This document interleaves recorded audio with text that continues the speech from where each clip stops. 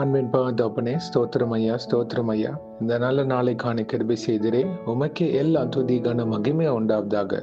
கர்த்தாதி கர்த்தாவே, உமக்கே எல்லாம் துதி கன மகிமை உண்டாவதாக. ராஜாதி ராஜாவே, இயேசு ராஜாவே, உமக்கே எல்லாம் துதி கன மகிமை உண்டாவதாக. இந்த வசனத்தை வைத்து நாங்கள் ஜெபிக்கிறப்போ எங்கள் ஒவ்வொருத்தரையும் நீங்க ஆளுகை செய்யுமாறு தாழ்த்தி கேட்கிறோம். Galatians 5th chapter 16th verse. So I say, let the Holy Spirit guide your lives. Then you won't be doing what your sinful nature craves. கலாத்தியர் 5ஆம் அதிகாரம் 16ஆம் வசனம்.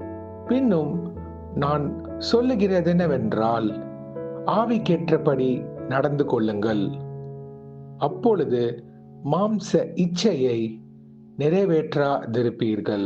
ஆமேன். இதை கேட்டுக்கொண்டிருக்கிற ஒவ்வொருத்தருக்காக ஜெபிக்கிறோம் ஐயா. Apostle Paul tells this information to the Galatian churches. கலாத்தியர் சபைகளுக்கு பவுல் சொல்றார்.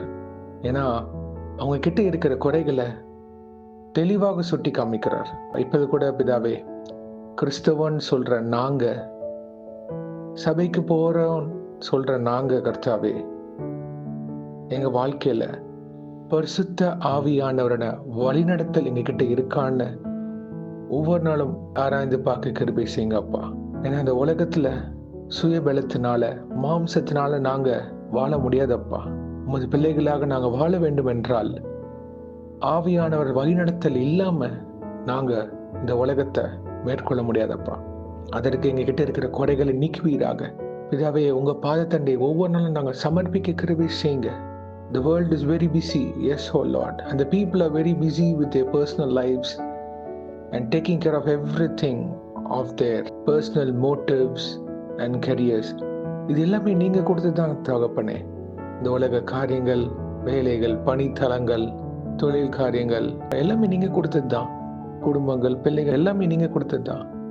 ஆனா தகப்பனே, உமக்காக நாங்க வாழ்கிறோமா அப்படின்னு ஒவ்வொரு நாளும் அலசி ஆராய்ந்து பார்க்க கிருபை செய்யுங்க. முக்கியமாக அப்பா, வாலிபருக்காக வருகிறோம். நம்முடைய வார்த்தையினால் ஒவ்வொரு வாலிபர்கள் அவங்க இருதயத்துல இருக்கிற அழுக்கு, அவங்க சிந்தனை இருக்கிற அழுக்கு, பாவ கரைகளை சுத்திகரிப்பீராக அப்பா. உம்முடைய ரத்தத்தினால் கழுவுங்க கர்த்தாவே. The many youngsters of this world are addicted to phone, illegal affairs and all illegal practices, cultural degradation. அந்த சூழ்நிலைக்குள்ள நாங்க பார்க்கிறோம் கர்த்தாவே. உலகத்து முழுவதும் அநேக காரியங்கள் நாங்க பார்த்து கொண்டு இருக்கிறோம் தகப்பனே. சபைக்கு போற ஒவ்வொரு வாலிபர்களும் அவங்களை பரிசுத்தப்படுத்திக் கொள்ள கிருபை செய்யுங்க. The Holy Spirit leading அறிந்து கொள்ள கிருபை செய்யுங்க. பரிசுத்த ஆவியானவர் வழிநடத்தல்ல புரிந்து கொள்ள கிருபை செய்யுங்க அப்பா. ஆம் கர்த்தாவே, உடைய வார்த்தை அவங்க வாழ்க்கையை உயிர்ப்பிக்க கிருபை செய்யுங்க.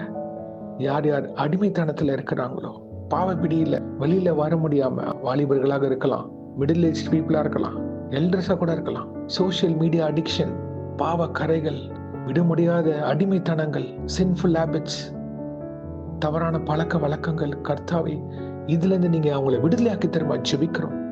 பரிசுத்த ஆவியானவரே, எங்களை ஆளுகை செய்வீராக. இப்பொழுது இது யார் யார் கேட்டுக்கொண்டு இருக்கிறார்களோ அவங்க பிள்ளைகளுக்காக அநேக பேர் பாரப்பட்டு ஜெபிக்கிறாங்க.